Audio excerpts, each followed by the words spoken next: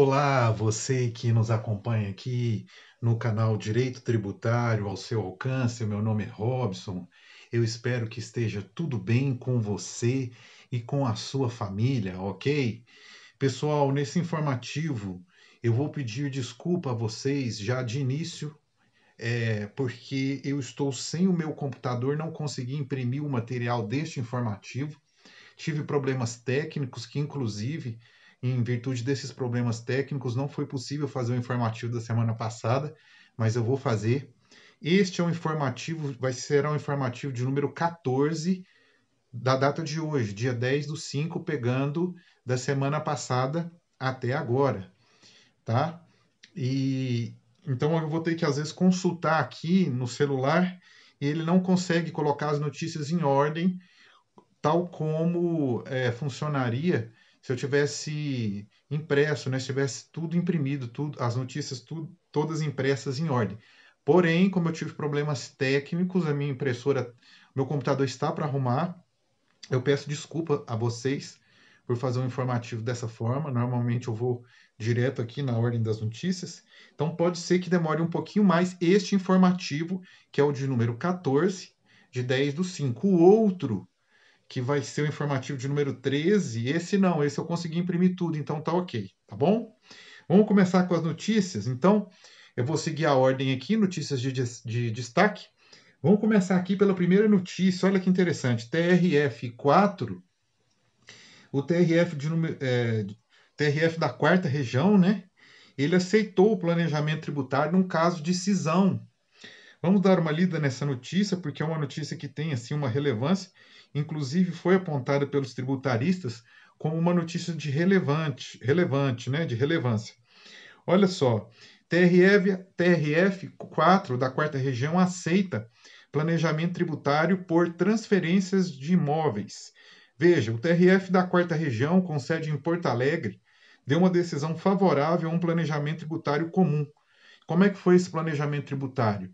O planejamento tributário ocorreu da seguinte forma: por meio de uma cisão, a Transpinho Madeiras constituiu a SAIQ Empreendimentos Imobiliários, para o qual transferiu prédios e terrenos não usados na atividade fabril da madeireira. Operação que gerou uma grande economia de tributos. Aqui a reportagem ressalta que dessa decisão não cabe mais recurso e que as transações imobiliárias teriam sido realizadas anos depois da cisão. Se esses imóveis fossem vendidos diretamente pela Transpinho, cada operação seria tributada apurando-se o ganho de capital com alíquotas de até 34% do imposto de renda da pessoa jurídica e contribuição social sobre o lucro, já que a empresa apurava pelo lucro real. Com a nova empresa da área imobiliária em atividade, os tributos a recolher pela sistemática do lucro presumido foram de aproximadamente 6,4% sobre o valor da venda dos imóveis, tá? O fisco autuou a empresa em 57 milhões em valor atualizado, alegou haver antes da venda uma operação sem propósito negocial, que é muito colocado aí como um argumento do fisco, né, para tentar invalidar essas operações. E por isso simulada dolosa com intenção dolosa ou fraudulenta, né? Foram cobradas as diferenças de imposto de renda, pessoa jurídica e contribuição social sobre o lucro, com a aplicação de multa qualificada de 150%. E aí, os tributaristas estão dizendo aqui o seguinte: o julgamento é importante, segundo advogados tributaristas, porque esse tipo de operação é muito comum no mercado e muitas empresas estavam perdendo seus processos na Câmara do Conselho Administrativo de Recursos Fiscais. E realmente houve aí uma modificação, né? A tendência é que o judiciário, com o passar dos anos, julgue mais casos de planejamento tributário. E aqui eles fazem essa ressalva, ok? Vale a pena acompanhar essa notícia até a jurisprudência tem um precedente favorável, né? Pelo menos aí parcialmente, neste caso. Vale a pena acompanhar essa notícia com mais detalhes, tá? Eu não vou ler a notícia integralmente, eu vou parar por aqui, me detenho com essa parte que eu acho essencial, senão o informativo vai ficar muito grande, ok? Vamos para a próxima notícia. A próxima notícia aqui, na minha ordem, seguindo a ordem que eu coloco aí sempre para vocês, que é o benefício fiscal na pandemia, conforme a emenda constitucional número 106 de 2020. Essa eu sei de cabeça. Pessoal, foi promulgada a emenda constitucional número 106 de 2020 e ela tem repercussões na área tributária, tá? Artigo 3º e o artigo 1º. O artigo 1º limita a aplicação da emenda, eu estou falando do artigo 1º da emenda, tá? O artigo 1º da emenda limita a questão da calamidade pública, né? E o artigo 3º diz que os benefícios concedidos sob a égide da calamidade pública, dentro do contexto da calamidade pública, eles sofrem um afrouxamento, vamos dizer assim, né, naquela questão de renúncia de receita e tudo mais. E no parágrafo único deste artigo 3º, ele diz que não se aplica os benefícios fiscais concedidos, não se aplica aquela questão de vedar a empresas que estão devendo para a Previdência, que têm débitos previdenciários, participarem de licitação. Ele diz lá que não se aplica isso. Vamos ler direitinho os artigos? Aqui eu dei uma noção bem por cima, né? Assim, razoável, de acordo com a minha memória do que eu li, tá? Mas essa emenda constitucional ela é importante. Eu vou ler então aqui, e aí, novamente, faço aquela ressalva, né?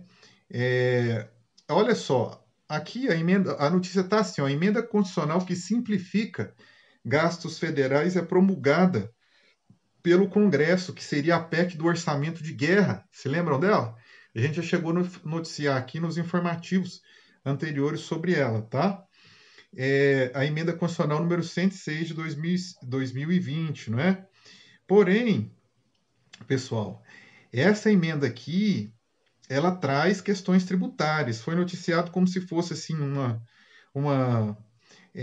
apenas uma emenda de cunho fiscal, né? Mas ela tem sim, ó. Então aqui, ó, o artigo 1º, olha só. Durante a vigência de estado da calamidade pública nacional, reconhecida pelo Congresso Nacional, em razão de emergência de saúde pública, então limitou, né, o âmbito de aplicação, de importância internacional decorrente de pandemia, coronavírus, tá? A União adotará regime extraordinário fiscal. Então, já tem norma autorizativa constitucional de um regime extraordinário fiscal. Olha aí, a norma de exceção em virtude da crise. Extraordinário fiscal, financeiro e de contratações para atender as necessidades dele decorrentes, somente naquilo em que a urgência for compatível com o regime regular. Então, ele limita somente naquilo que for compatível com a questão de urgência. Vamos direto aqui ao artigo 3º que eu mencionei. Olha só, o artigo 3º diz o seguinte: desde que não impliquem despesa permanente as proposições legislativas e os atos do Poder Executivo com o propósito exclusivo de enfrentar a calamidade e suas consequências sociais e econômicas, com vigência e efeitos restritos à sua duração, então excepcional, temporário, precário, ficam dispensados da observância das limitações legais quanto à criação. Então, está dispensado dos rigores da lei, né? Está dispensado aqui, ó, das limitações legais quanto à criação, à expansão ou o aperfeiçoamento de ação governamental que acarrete despesa, que acarrete aumento de despesa e a concessão ou a ampliação de incentivo ou benefício de natureza tributária, da qual decorra renúncia de receita. E o parágrafo único diz o seguinte, desse mesmo artigo 3º, esse foi o artigo 3º caput. O parágrafo único diz o seguinte, olha, durante a vigência da calamidade pública nacional, de que trata o artigo 1º desta emenda constitucional, não se aplica o parágrafo 3º do artigo 195 da Constituição Federal, que é o que eu disse, aquele que limita, se estiver em débito com o sistema previdenciário, limita participar de licitação. Então, aqui ele abre uma exceção, tendo em vista aí que a situação realmente tem caráter excepcional. Ok? Bom, notícia de destaque, a gente comenta com um pouco mais de calma. Vamos lá agora, as notícias de destaque do STJ, pessoal. Me desculpe que eu tenho que olhar aqui e no outro, tem que olhar em duas telas aqui, tá? Eu não consegui colocar em ordem, então vamos lá. O STJ, olha só, é possível creditar PIS e COFINS no caso de revenda Olha, que decisão interessante, e me parece que, já vou aqui na decisão, me parece que tem uma divergência aí, né, entre primeira e segunda turma, e pode ser que essa questão seja levado aí a, a um julgamento de ambas as turmas. Olha, é possível o creditamento de PIS e COFINS sobre o valor pago na etapa anterior a título de ICMS na modalidade de substituição tributária, com base no princípio da não cumulatividade, pois tal valor é tido como custo de aquisição de mercadoria para revenda, né? Se eu bem entendi que a operação anterior seria a operação antes da substituição tributária, né? Então adquire lá uma matéria-prima, alguma coisa, depois entra no regime da substituição tributária, está permitindo o creditamento do ICMS aqui, está se permitindo o creditamento do PIS e COFINS aqui, entendendo-se que seria custo de aquisição de mercadoria para revenda, né? Então, estendendo a não cumulatividade do PIS e da COFINS, neste caso específico do ICMS por substituição tributária. E aí, olha só, com esse entendimento e por maioria de votos, a primeira turma deu provimento parcial ao recurso. Agora vem a questão da divergência. A decisão, ela reforça um entendimento, né, recente, reforça um entendimento recente do colegiado e que vai em oposição, pessoal, aí olha só, que vai em oposição a o posicionamento da segunda turma, que também julga matéria de direito público, e por conta disso, a primeira sessão já admitiu embargos de divergência no caso, e aí as duas turmas provavelmente vão ter que se manifestar, e vamos ver aí, a primeira sessão, na verdade, né? Vamos ver qual será o posicionamento aí, ok? Tendo em vista a divergência de julgados.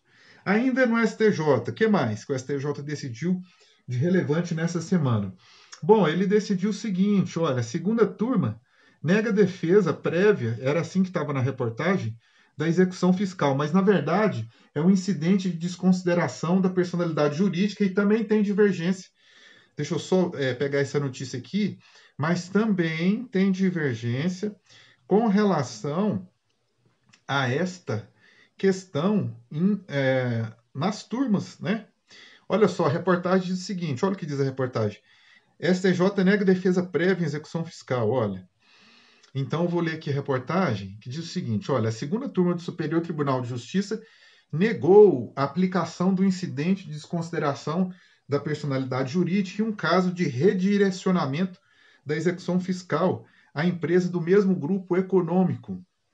A decisão unânime é contrária a julgado da primeira turma, que aceitou o uso do mecanismo em fevereiro. Então, pode ser aqui, deixa eu ver se a reportagem menciona se existe já o procedimento necessário para levar isso para a sessão. No caso julgado pela segunda turma, aqui a reportagem não chega a mencionar isso. Mas uma hora isso vai ter que ser pacificado, né? Porque são duas turmas e cada uma com um entendimento diferente numa questão que realmente é importante aí, né? A questão aí se tem que instaurar um incidente à parte, um incidente de desconsideração da personalidade da pessoa jurídica à parte para redirecionar a execução fiscal, ok? Bom, STF agora, olha só. STF decide o seguinte: importações indiretas de ICMS, em importações indiretas, né, o ICMS deve ser recolhido no destino. Vamos a essa notícia do Supremo Tribunal Federal. É uma notícia importante, né? Aqui envolvendo a importação indireta, aquela que é praticada com a intermediação de uma empresa trader, né? Nós já falamos, o STF reconheceu com relação a isso, que com relação à importação direta, que ela também é imune, não foi isso? Foi sim. Nós já noticiamos isso aqui. E essa notícia não tem muito tempo, tá? Então aqui, olha só, eu vou ler a notícia. Aqui está constando o seguinte: olha, em importações indiretas, ICMS deve ser recolhido no destino, decide Supremo Tribunal Federal. Qual era o caso? O caso era o seguinte: olha, o Supremo Tribunal Federal fixou a tese de que no caso de importações indiretas, feitas por meio de uma empresa intermediária, o ICMS deve ser recolhido no estado no qual está localizado o destinatário final da mercadoria. O precedente foi tomado após análise, aqui eu entendi que é agravo em recurso extraordinário 665-134.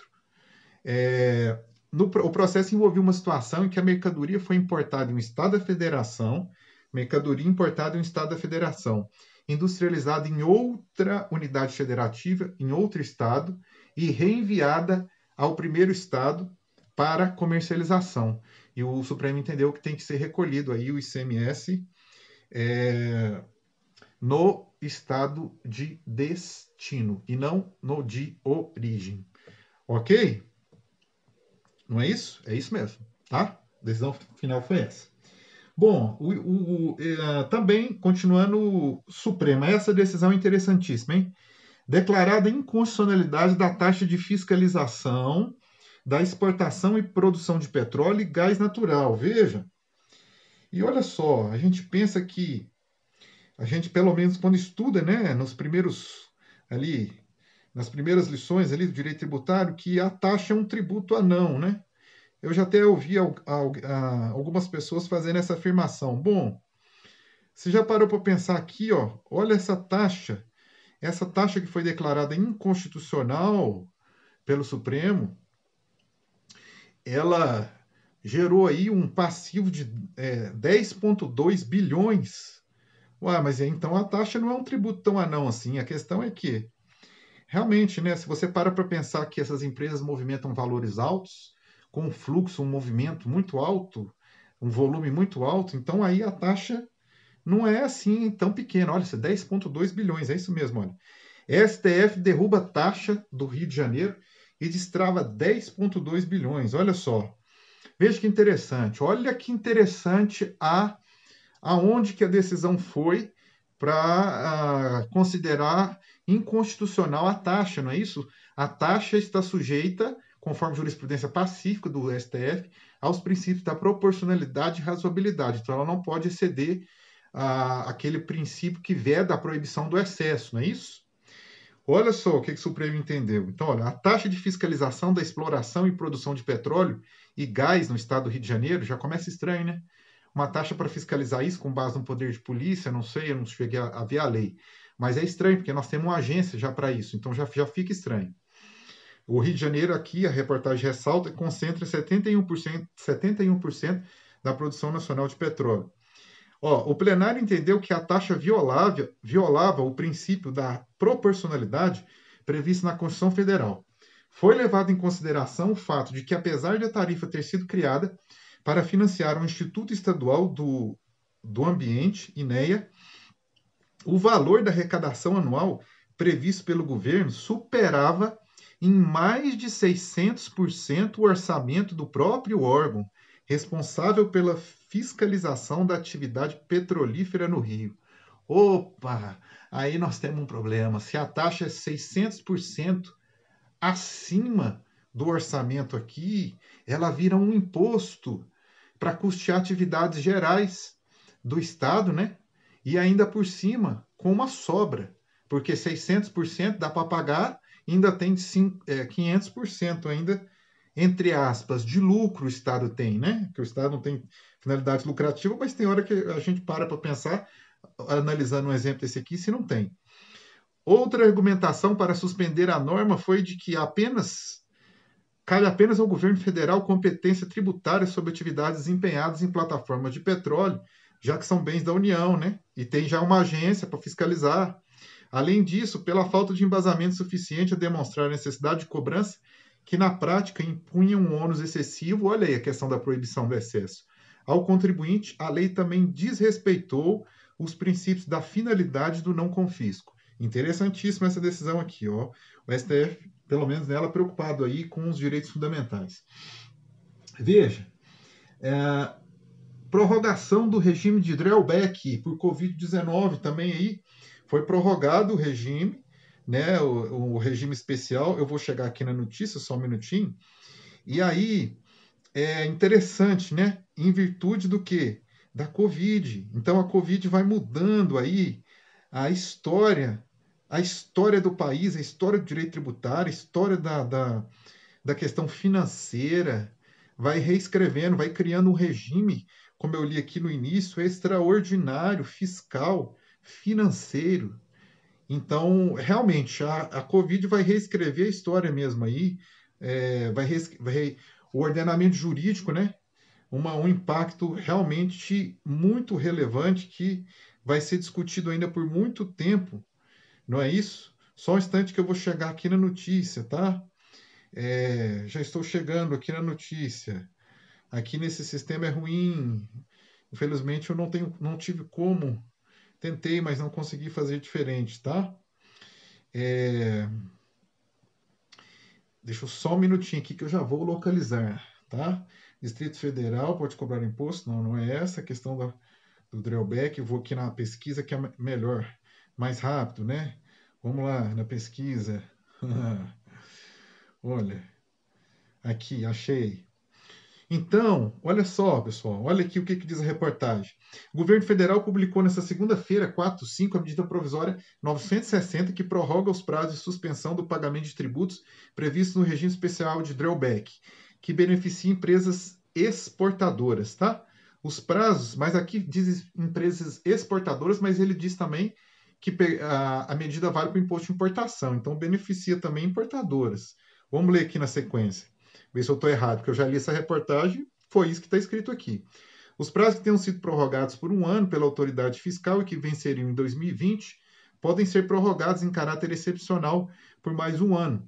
A medida vale para os tributos abrangidos pelo artigo 12 da Lei 11.945 de 2009. E o artigo trata da suspensão, olha lá, do imposto de importação, do imposto sobre produto industrializado, contribuição para o PIS/PASEP e da COFINS, da contribuição para o PIS/PASEP importação e da COFINS importação sobre compra ou importação de mercadoria para emprego ou consumo na industrialização de produto a ser exportado, né? Ok? Bom, notícia aqui de número 5. Vamos lá, agora sim, agora é a questão do CARF. Olha, destaques do CARF, não é isso que está aí na sequência? Olha, em primeiro lugar, o CARF já começou a aplicar, começaram a surtir os primeiros efeitos sobre os votos, né? O fim do voto de qualidade. Já tiveram aí, segundo o que foi noticiado, pelo menos 5 processos beneficiados pela o fim do voto de qualidade no CARF, não é isso? Então, vamos lá a estes processos aí. Aqui a reportagem é um pouco genérica, tá, pessoal? Então, assim, não tem como eu entrar muito. Eu vou jogar aqui na pesquisa para ser mais rápido. A reportagem é um pouco genérica, então não tem como eu entrar muito aqui nessa questão, justamente porque a reportagem aqui é um pouco genérica. Então vamos lá. Olha, aqui, olha, começa a aplicar. Então, olha aqui, ó. Quais são esses processos? Olha, o Conselho Administrativo de Recursos Fiscais já está aplicando a alteração legislativa que mudou a sistemática do voto de qualidade no tribunal. Pelo menos 5 processos foram julgados usando como critério de desempate a decisão a favor do contribuinte. Desses, 2 acórdãos estão publicados. As decisões já publicadas dizem respeito a processos julgados no dia 16 de abril, que tem como partes a mesma pessoa física. A acusação é de omissão de rendimentos de aluguéis e de pensão alimentícia na declaração do imposto de renda da pessoa física nos anos de 2014 e 2015. Nos dois casos, o relator foi o conselheiro, aqui menciona o nome do conselheiro, né? E esses seriam os primeiros processos aí, em tese, beneficiados, ok? O que mais que nós temos em relação ao CARF, né? Aqui na sequência, diz o seguinte aqui, que eu coloquei aí na sequência de vocês, aí que vocês podem abrir no final do vídeo, que tem a sequência de todas as notícias, diz o seguinte, o voto de qualidade é mais usado em casos de maior valor. Olha só, que interessante. Então, essa reportagem diz, ó, que seria esse maior valor? Vamos ver? Olha aqui, ó, segundo uma pesquisa do INSPER, a pesquisa do INSPER mostrou que o valor médio de processos resolvidos por voto de qualidade no Conselho Administrativo de Recursos Fiscais é superior ao valor médio dos casos solucionados por unanimidade ou por maioria. De acordo com o levantamento, o valor médio do processo definido por voto de qualidade é de 56,19 milhões, enquanto que os casos resolvidos por maioria de votos ou por unanimidade tem valor médio de 14,2 milhões, o que representa uma diferença de 3,6 vezes o valor superior em média. Segundo o INSPER, o período levantado pelo INSPER aqui é de 2017 a 2020. É um período de 3 anos, tá? A outra notícia em relação ao CARF, que eu vou apenas mencionar rapidamente, é que o CARF, ele já está disponível aí, né? Foi aprovado um novo mapa estratégico e a cadeia de valor do CARF já se encontra disponível essa publicação, tá? Vamos então aqui às decisões que essa aqui é absurda. Essa é absurdamente absurda, com perdão da redundância, tá? Olha só, decisões validam compensações tributárias de exportação. Deixa eu falar para vocês uma coisa, vocês aqui, ó, eu procuro ser bem sério, tá? Aqui nessa questão aqui dos informativos e tudo mais que eu faço no canal. Essa decisão aqui é uma das mais absurdas que eu já li e digo o seguinte: se o que está escrito aqui de fato for verdade, nós temos um problemaço. Inclusive, discutindo, que pode ser discutido, inclusive, excesso de exação, na minha modesta opinião. Tá? Mas olha o que diz a notícia aqui. Vou ler com calma essa notícia. Exportadores, olha só, exportadores vêm obtendo decisões para validar compensações tributárias vetadas pela Receita Federal. Tudo bem, a Receita Federal, se achar que não é o caso, que o contribuinte não tem direito a uma determinada compensação, ela administrativamente ela tem o poder para isso, até aí tudo bem. Agora veja o motivo que a reportagem está apontando. Esse é o problema. Ó, desde dezembro, a fiscalização está usando a exclusão do ICMS do cálculo do PIS e da COFINS como justificativa para impedir o uso de quaisquer créditos decorrentes das contribuições, mesmo aqueles que não têm os não relacionados à chamada tese do século, que é a exclusão do ICMS da base de cálculo de PIS e da COFINS. O que a reportagem está dizendo aqui é que eles estão impedindo o contribuinte de usar o regime da não cumulatividade normal por conta desse problema de excluir a base de cálculo de excluir da base de cálculo do PIS e COFINS e ICMS. A reportagem prossegue dizendo: há decisões favoráveis na primeira instância administrativa, a Delegacia da Receita Federal, desculpa, de julgamentos e também no Judiciário beneficiam empresas que foram alvo de fiscalização da Delegacia Especial de Maiores Contribuintes, DEMAC, do Rio de Janeiro. As companhias têm recebido, desde o final do ano, decisões de auditores fiscais contra o uso de créditos escriturais de PIS e de COFINS. Esses créditos são gerados por causa da sistemática da não cumulatividade e, presta atenção, é o que diz a reportagem, não fazem parte da discussão relativa ao ICMS. Olha, se a Receita está agindo dessa forma, isso aqui realmente isso merece ser coibido de uma forma mais severa. Então, quero crer, vou dar o benefício da dúvida, quero crer que fica uma dúvida ou não, porque se isso aqui for verdade, realmente a questão é grave. E é por isso que eu coloquei essa notícia em destaque. Olha, vamos falar agora do FOT. O que é o FOT? O Fundo Orçamentário Temporário no Rio de Janeiro. O que é isso, hein? Vamos lá, já vamos falar dele. Olha lá, o que criaram lá no Rio de Janeiro? Mais uma, né? Agora, em tempo de crise, vem muita coisa, assim, atípica, vamos dizer assim, que não viria, né? Ou não, veio a taxa de fiscalização, né? Antes mesmo deste problema aí, da Covid, não é isso? Então vamos lá, olha. Rio de Janeiro regulamenta decreto, olha como é que está a reportagem. Rio de Janeiro regulamenta decreto que diminui o incentivo fiscal de ICMS. Eu clico na reportagem, leio, olha o que diz a reportagem. A reportagem diz o seguinte, olha. O Rio de Janeiro publicou nesta terça-feira, dia 5/5, no Diário Oficial do Estado, o decreto número 47057, que regula o Fundo Orçamentário Temporário FOT. Com isso, os incentivos fiscais de imposto sobre circulação de mercadorias e serviços, ICMS, já concedidos ou que vierem a ser concedidos, ficam condicionados a um depósito mensal de 10% do valor incentivado ao novo fundo. Na prática, o Estado está diminuindo o incentivo fiscal concedido às empresas. Então, é o seguinte, se ele dá um incentivo de 100%, 10% vai ficar com esse fundo. Mensurando o incentivo fiscal em 100%, 10% vai para esse fundo.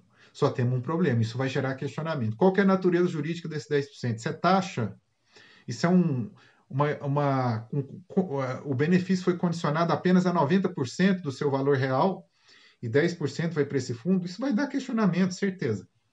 Quase certeza.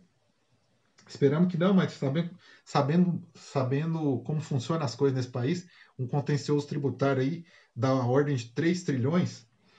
Olha só, então falei dessa notícia, decisões validam compensações tributárias de exportações, o FOT. Agora vamos lá, mudança de prazo de ISS e ICMS. Essa notícia é bem importante, tá? Eu vou ler aqui ela com calma também, vai ficar um pouco mais demorado, já falei, vocês me desculpem por conta desse problema técnico que eu tive aqui. Então vamos lá, ó. Eu vou aqui fazer na pesquisa, então tem que ir com 2 celulares aqui, um para filmar e o outro para fazer pesquisa. Ó, essa notícia aqui é a primeira. Então aqui ela está mais fácil de achar. Eu vou ler aqui, a notícia remete ao IOB. Então, se você tem. O IOB é um excelente. Um excelente informativo, né?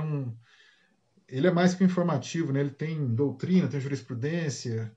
E aqui a reportagem diz que, em alguns estados, o ICMS, olha, o recolhimento do imposto sobre circulação de mercadorias e serviços e o imposto sobre serviços foi adiado por 3 meses.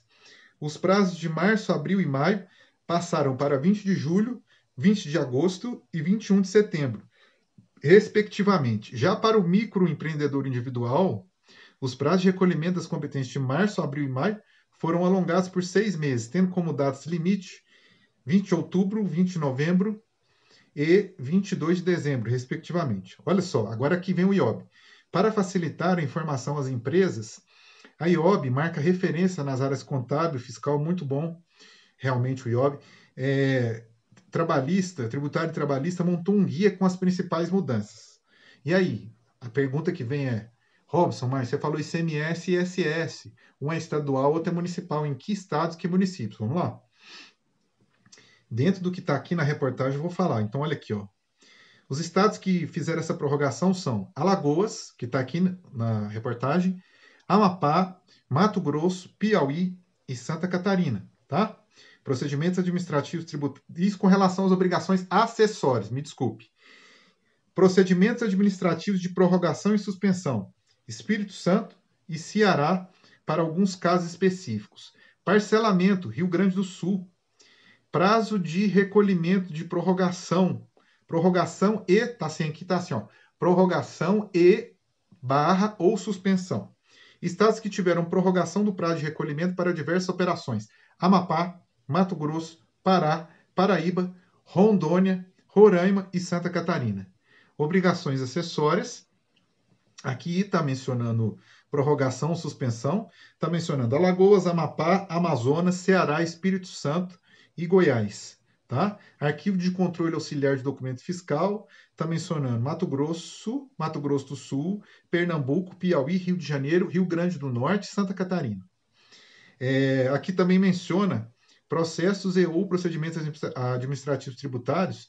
Alguns estados prorrogaram ou suspenderam, tais como Acre, Alagoas, Amapá, Amazonas, Bahia, Ceará, Espírito Santo, Goiás, Mato Grosso do Sul, Minas Gerais, Pará, Paraná, Paraíba, Pernambuco, Piauí, Rio de Janeiro, Rio Grande do Sul, Rondônia, Roraima, Santa Catarina e Sergipe. Ok? Essa reportagem já está disponível. Eu não vou ler a íntegra de tudo, senão vai ficar muito grande. Mas essa reportagem já está disponível. Aqui você encontra no Jornal Contábil. Né? Deixa eu só voltar aqui, ver se é mesmo Jornal Contábil. Isso, Jornal Contábil você encontra. Tá bom? Excelente reportagem. Parabéns ao pessoal que fez isso aí. Jornal Contábil junto com o IOB. É informativo mesmo, tá? Vamos lá. Então, já mencionamos isso, vamos então aqui para a questão, a notícia de número 10, né? STJ, olha aqui, ó, importadora que revende sementes com isenção não tem direito a crédito do ICMS, né? Uma questão que me parece que não é tão nova assim, mas vamos ler aqui. Só um instante, pronto, já localizei aqui. Então, a reportagem diz o seguinte: a importadora que revende sementes com isenção não tem direito a crédito do ICMS. A regra do creditamento prevista no artigo 6º do artigo 20 da Lei Complementar 87, apelidada de Lei Candir, né, é destinada ao controle, ao contribuinte que adquire produtos agropecuários isentos, e não a quem promove as saídas com isenção. Esse foi o entendimento da primeira turma do STJ, na verdade aqui não é STF, é STJ, que negou o provimento ao recurso de uma agropecuária, né? Aqui está correto, está constando no STJ, eu devo ter falado STF, se falei STF está errado, está retificado, ok? Bom, vamos então para a próxima notícia. Olha, mais um conflito de competência. Distrito Federal pode cobrar impostos de empresas de outros estados que prestem serviço em seu território. Aquela velha discussão, lembra? Prestou num território, prestou lá no Distrito Federal, mas recolheu lá no estabelecimento onde tem a sede da empresa. O Distrito Federal entendeu, reteve, entendeu que tinha que ser recolhido aonde o serviço foi prestado e não na sede da empresa, né? E a decisão foi nesse sentido favorável ao Distrito Federal por enquanto, né? Vamos ver aí se tem algum desdobramento dessa notícia, tá? Vamos aqui então para o Rio Grande do Sul. Olha só, Rio Grande do Sul permite que empresas realizem obras em rodovias e possam abater do valor investido o valor do ICMS. Então, a empresa realiza a obra pública, né? E no caso aqui, a obra pública é de rodovias, né? Realização de rodovias, construção de rodovias, e foi concedido ao Rio Grande do Sul um incentivo que elas podem abater o valor do ICMS sobre o custo, né? Bom, eu não sei até que ponto isso vai gerar uma renúncia de receita tão, não sei, né? Os estados concedem esses benefícios, depois eles ficam apurados, reclamando de contas e tudo mais, né? Rio de Janeiro foi um estado que concedeu muito incentivo fiscal, e aí depois eles querem cobrar taxas de forma inconstitucional, é um problemaço. Essa questão de incentivo é um problemaço. Tem os incentivos justos? Tem. Tem os incentivos que estão de acordo? Tem. Mas tem muita coisa errada. Porque aqui a política tributária realmente ela não ajuda. Olha só, Distrito Federal, já falei, Rio Grande do Sul, né? Aqui uma ótima notícia. Veja, nós comentamos aqui, ó, que nos informativos anteriores que as doações estavam esbarrando, lembra? As doações estavam esbarrando no imposto. A pessoa ia doar em virtude da pandemia, uma empresa queria doar em virtude da pandemia, mas esbarrava na questão do imposto. Minas Gerais já aprovou uma legislação nesse sentido. Eu comentei que na época que São Paulo, né, parece que tinha uma legislação que ficou meio assim, eles falavam lá de questão relevante questão social, não especificamente pandemia, mas aí o Minas Gerais aprovou essa lei, eu vou ler aqui, sobre essa questão da doação. Muito interessante, olha só. De acordo com essa lei mineira, olha aqui, ó, eu vou ler aqui agora, só um instante. Olha o que diz aqui a reportagem. Ó. Sancionada a isenção do imposto de transmissão de doação, né, que é o grande problema, para o enfrentamento da pandemia. Então, olha só, publicado no Diário Oficial do Estado, na edição da última sexta-feira, dia 1/5, a Lei 23.637, que trata da isenção do imposto sobre transmissão, causa-mortes e doação de quaisquer bens ou direitos em razão do estado de calamidade pública decorrente da pandemia. Então, em Minas, aqui, esse problema, a princípio, está solucionado, né? Ótima essa lei. Ok, então vamos lá. A arrecadação federal tem o pior março em 10 anos. A arrecadação federal tem o pior março em 10 anos. Olha, Eu ainda não sei por que esses números não são tão exatos. Vamos ver aqui o que diz a reportagem? Olha, a reportagem diz o seguinte, eu vou ler aqui, ó. Houve uma queda, segundo a reportagem, que é até baixa, hein? Talvez porque o mês de março pegou uma parte com pandemia e outra parte sem pandemia. Agora, abril, que pegaria o mês todo, vamos ver como vai ser a arrecadação. A arrecadação do governo federal teve queda real de 3,32% em março, na comparação com o mesmo mês do ano anterior. Então, aqui, ó, a reportagem destaca que a arrecadação, a queda foi desse percentual. Porém, olha o que diz a reportagem aqui, ó. A Receita chamou atenção para um crescimento de 53,4% em comparação com o mesmo período do ano passado, no volume de compensações tributárias em relação ao mesmo mês do ano passado. Um volume altíssimo, né? Aumentou mais de 50% aí nas compensações, isso acaba reduzindo também a arrecadação. Olha, e o governo dos estados? Olha só, Paraná. Paraná vai receber 1,9 bilhões do governo federal, mas olha a pancada na arrecadação. A previsão para maio é de redução de 740 bilhões. A perda em 2 meses chegaria a 1,18 bilhões, quase 70% do total que será repassado para o Estado. Então, aqui, ó, a arrecadação dos estados, se a União sofre, os estados sofrem mais, porque a gente sabe, né? O elo é mais fraco na questão arrecadatória dos estados. E que esse auxílio do governo federal virá em boa hora, se é que virá mesmo, vamos ver, né? Mas a arrecadação dos estados, a queda tende a ser maior. O que mais? Então, nós já comentamos sobre todas essas notícias, né? Sancionada a lei mineira, arrecadação do governo, a questão aqui do Paraná. Ó, Covid-19, Justiça suspende pagamento de tributos à empresa do ramo de brinquedos. Então, mais uma empresa, é a guerra das eliminadas, mais uma empresa consegue aí a suspensão do pagamento de tributos. Vamos ver quais são? Aqui na reportagem diz o seguinte, olha, que os tributos seriam: Oitava Vara da Fazenda Pública do Distrito Federal concedeu pelo prazo de 90 dias a exigibilidade, suspensão da exigibilidade dos créditos tributários de competência do Distrito Federal, né? Então aqui a gente sabe, o Distrito Federal tem a chamada competência cumulativa, vai pegar ICMS, ISS, que são os principais aí. Acredito eu para a atividade da empresa, tá? Ok. Olha só, TRF4, eu estou seguindo a ordem aqui, tá ok. Aqui para não perder, eu tenho que seguir aqui, tá? TRF4 considera que Receita pode compartilhar informações com o Ministério Público Federal para investigação de crimes tributários. Esse foi o entendimento do TRF da 4ª Região, tá? Decisões validam compensações tributárias de exportadores, esse eu já falei, está repetido aqui, mas eu vou acertar aqui antes de colocar o vídeo. Receita Federal amplia rol de tributos que serão incluídos, né? De tributos que serão incluídos no despacho aduaneiro prioritário. Vamos ver essa notícia? Então, vou colocar aqui na pesquisa para a gente ir mais rápido aqui. Despacho aduaneiro, vamos lá. Despacho.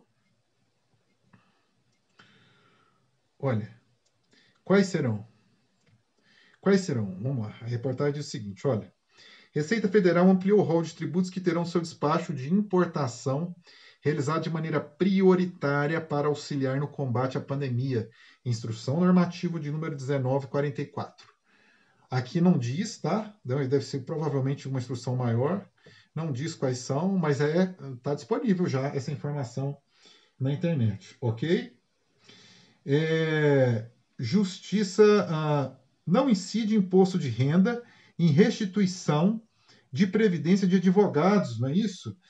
E esse entendimento foi com base no fato de que essa restituição tem caráter indenizatório e não tem caráter de renda, e que por isso não incidiria o imposto de renda. Não é isso? Vamos confirmar aqui, só um instante, que eu já vou pegar a notícia aqui. Olha, não incide imposto de renda em restituição de previdência de advogados em São Paulo, diz juíza. Por se tratar de verba de caráter indenizatório, não incide imposto de renda sobre os valores restituídos das contas da carteira de previdência dos advogados de São Paulo, né? Então, uma decisão de primeiro grau, vamos aí acompanhar os desdobramentos, tá? Justiça nega a maioria dos pedidos para troca de depósito judicial por seguro. Olha, aqui diz que a cada 5, 4 estão sendo negados. Será que é isso mesmo? Vamos ver se eu não estou enganado aqui, que eu já li a notícia. Vamos confirmar, tá? Olha, é isso mesmo, quer ver? Ó? Deixa eu só abrir aqui, ó. 4 em cada 5 decisões judiciais sobre troca de depósitos judiciais por seguro-garantia são contrárias ao contribuinte. Vamos acompanhar, porque uma hora isso vai chegar nos tribunais superiores, né? Principalmente no Supremo, e vamos ver o que vai dar. Ok? Vamos para a última notícia, que a Procuradoria-Geral do Estado do Rio Grande do Sul conseguiu uma decisão favorável no STF que suspendia a prorrogação do pagamento de tributos, né? E pelo que eu entendi, essa decisão aí foi proferida pelo presidente, o ministro Dias Toffoli, apesar da reportagem não dizer isso expressamente, porque lá diz que foi encaminhado para ele e foi concedido. Então, salvo engano, a segunda decisão monocrática do Supremo que nós temos nesse sentido, que reforma, né? Torna sem efeito essa suspensão. Vamos aguardar isso. O plenário, vai chegar uma hora que o plenário vai ter que se manifestar sobre isso, ok? Eu estou aí com 46 minutos. Olha, me desculpem, hoje realmente estendeu por conta dos problemas técnicos que eu informei no início aqui, tá? Era para ter sido mais rápido, mas eu agradeço imensamente a você que ficou aqui, me aturou até aqui, ou que de alguma forma assistiu alguma notícia e serviu para você, teve um caráter informativo. Se gostou, se achou que realmente foi válido, dê o seu like, se inscreva no canal, ok? Muito obrigado. Que você fique na paz e a sua família também. E até o próximo informativo. Obrigado.